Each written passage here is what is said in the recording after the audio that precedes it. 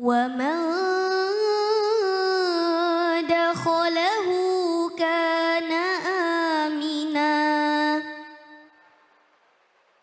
ولله على الناس حج البيت من استطاع إليه سبيلا ومن كفر فإن الله غني عن العالمين صدق الله العظيم. Kita pun bergetar pada saat mendengarkan dibacakan ayat suci Al-Quran. Itu tandanya keimanan masih hidup dalam hati kita. Ya, menyimak, apalagi tadi dibacakan dengan merdu oleh ananda kita Natasha Shifa. Mudah-mudahan yang mendengar dan menyimak mendapatkan keberkahan oleh Allah Subhanahu Wa Taala. Amin, amin ya rabbal alamin. Ya Allah. Baik, tema kita yang dibahas di segmen ini tentunya akan dibahas oleh guru kita, yaitu Ustadz Randy Tanjung. Tapi sebelumnya saya akan ajak Anda pemirsa untuk terlebih dahulu menyaksikan VT berikut ini.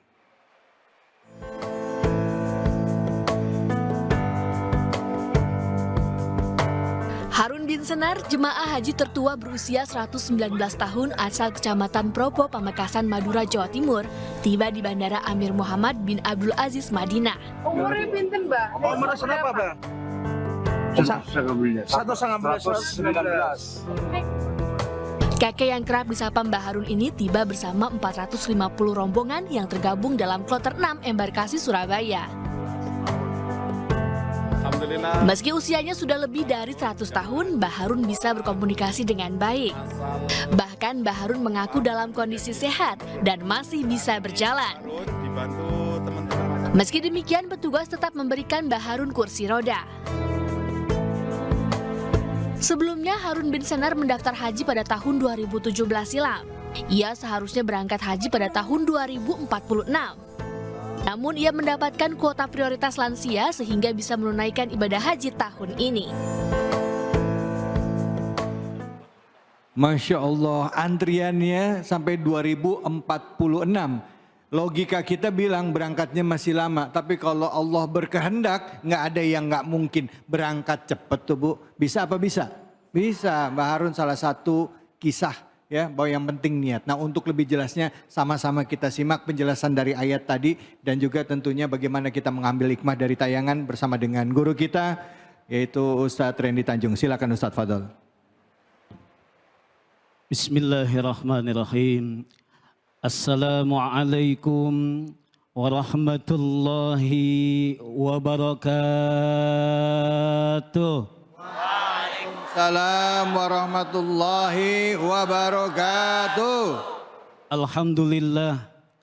Alhamdulillahilladzi ja'alal Ka'bah qiblatan lil muslimin. Assalatu wassalamu ala asyrafil anbiya'i wal mursalin wa ala alihi wa ashabihi ajmain, amma ba'du. Hadirin kaum muslimin wal muslimat yang mudah-mudahan dimuliakan oleh Allah Subhanahu wa taala. Para pemirsa Cahaya Hati Indonesia iNews TV yang mudah-mudahan kita doakan pemirsa yang menonton acara ini senantiasa dalam lindungan Allah Subhanahu wa taala. Amin ya Allah, amin ya Allah. Puji dan syukur marilah kita panjatkan kehadirat Allah Subhanahu wa taala.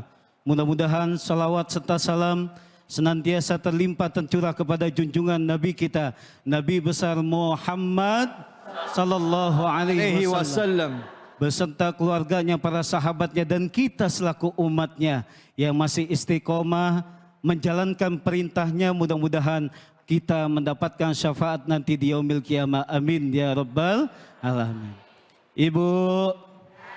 Ibu, sehat Ibu? Alhamdulillah. Ayat yang memerintahkan untuk kita berhaji dimulai dengan kata walillah, dimulai dengan kata Allah. Artinya ketika kita ingin melaksanakan ibadah haji, semata-mata tujuannya tidak lain karena untuk Allah Subhanahu wa ta'ala.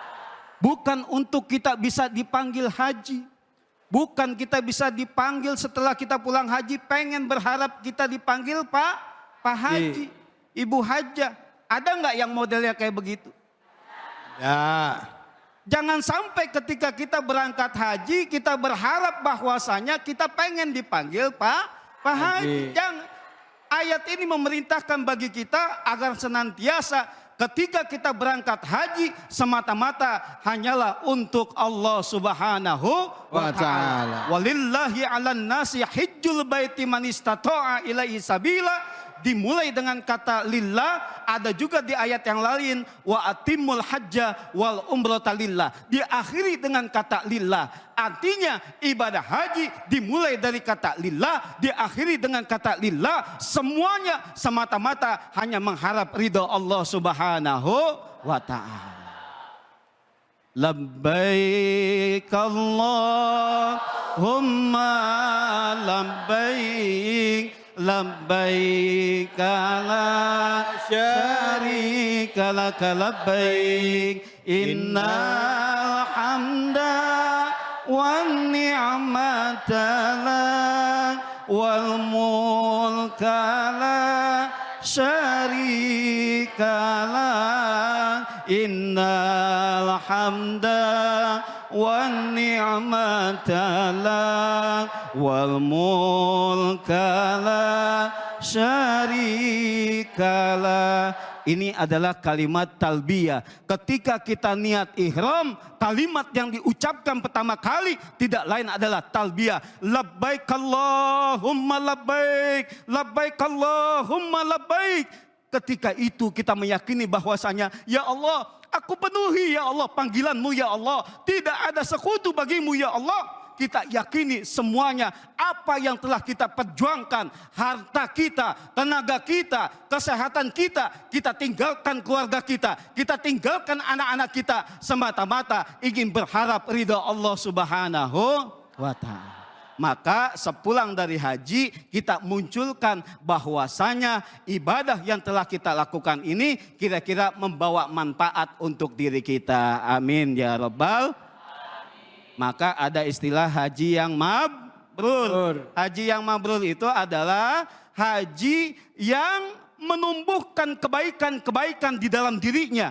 Sehingga hajinya diterima, disebut dengan haji yang makbul, diterima. Ketika haji yang mabrur ini pahalanya kata Rasulullah yaitu tidak lain, yaitu adalah surga yang telah Allah siapkan untuk kita semua. Amin ya Rabbal Alamin. Haji yang mabrur adalah ketika ia sepulang dari tanah suci membawa kebaikan-kebaikan sehingga ketika dia belum berangkat haji ada keburukan-keburukan di dalam dirinya, akhlakul karimahnya yang kurang baik, setelah ia pulang haji menambah kebaikan-kebaikan dalam dirinya sehingga keburukannya, ketidakbaikannya akan hilang. Amin ya Rabbal. Sebelum berangkat haji mungkin bapak-bapaknya masih ada yang pakai celana pendek. Jalan ke sana kemari kagak malu, sepulang dari haji malu pakai celana pendek. Betul gak?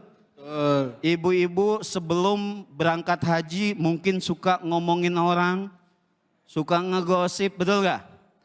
Sepulang dari haji malu bu, malu. Boleh gak kita dipanggil haji?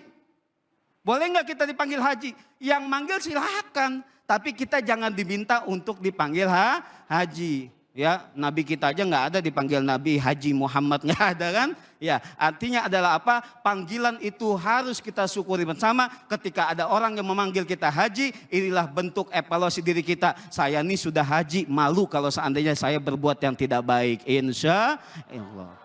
Ayat ini menyatakan bahwasanya walillahi 'alan nasi hijjul baiti man istata'a ilaihi sabila. Walillah, dan ada haknya Allah, nih kewajiban bagi kita, Allah mengundang nih Bu.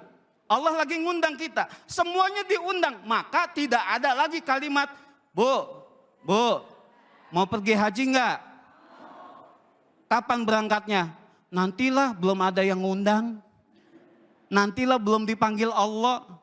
Belum ada yang manggil katanya. Ini salah. Ayat ini menyatakan bahwasanya Allah telah memanggil walillahi 'alan nasi hijjul baiti, dan kewajiban atas manusia di sana yaitu adalah apa? Untuk berangkat ke Baitullah. Allah mengundang di sana. Ada kalimat manistato'a, ada kata man. Man itu adalah ismun mausul yadullu ala fardiyatil amiyah.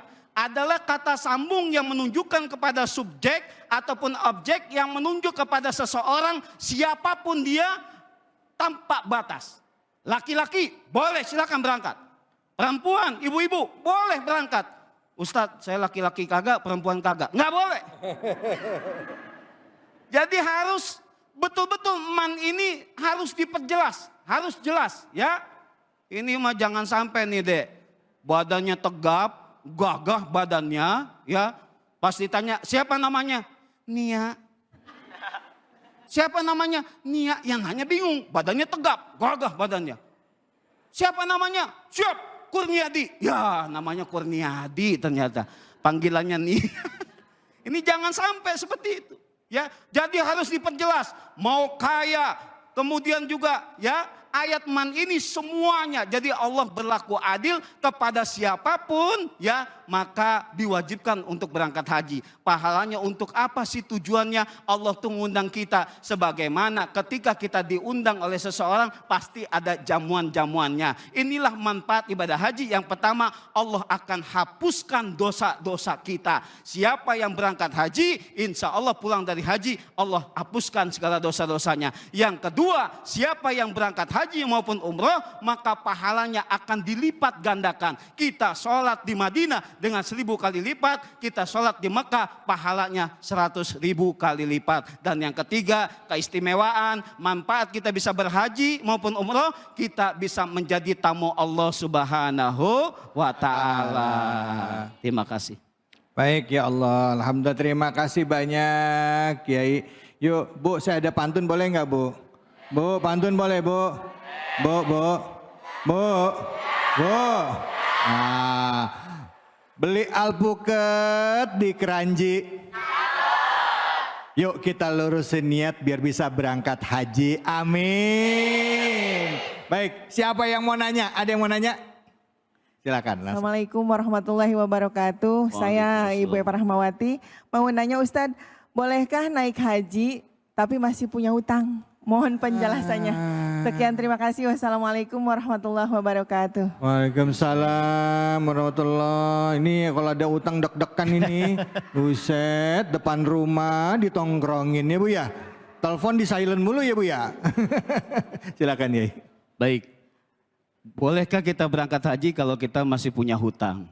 Dalam ayat ini dikatakan bahwasanya manistato'a, artinya adalah jika mampu. Itu arti secara terjemah ya, itu betul. Tapi ada keterangan yang lain menyatakan bahwasanya istato'a itu bukan hanya jika mampu, tapi mengusahakan dirinya untuk mampu. Ya, maka kalimat istato'a di sana adalah mengharuskan diri kita untuk mampu. Beda dengan jika mampu, mengharuskan diri kita mampu. Ketika kita jika mampu, kita terkadang suka lalai ya. Tapi kalau mengharuskan diri kita mampu, maka kita memperjuangkan untuk dapat berangkat. Maka ada orang yang kaya Bu, tapi nggak mau berangkat haji, betul nggak?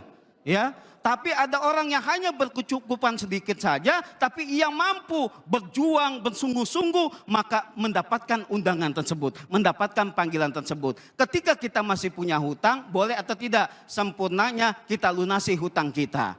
Contoh misalkan, saya 2011 sudah daftar Ustadz, daftar tunggu 12 tahun dulu, sekarang kan 30 tahun lebih ya.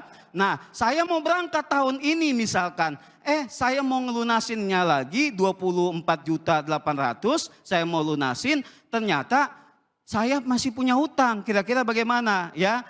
Kita bicara dengan yang punya hutang dengan kita, yang minjamkan uang ke kita. Minta izinnya, kalau seandainya dia bilang, saya mau bayar hutang, tapi saya ada panggilan untuk haji, bagaimana? Kalau yang meminjamkan uang kita bilang, yaudah silakan berangkat dulu ke Tanah Suci, mudah-mudahan pulang dari haji ada kemudahan untuk membayar hutang, silakan. Apatah lagi dia mengatakan bahwasanya, saya insya Allah punya aset, ada kontrakan saya, ada tanah saya, mungkin kalau seandainya saya nanti meninggal dunia bisa menjadi jaminan itu boleh ya. Sempurnanya kita lunasi dulu hutang-hutang kita. Kalau seandainya ada prioritas yang harus kita lakukan, wajib dengan wajib, maka boleh ya.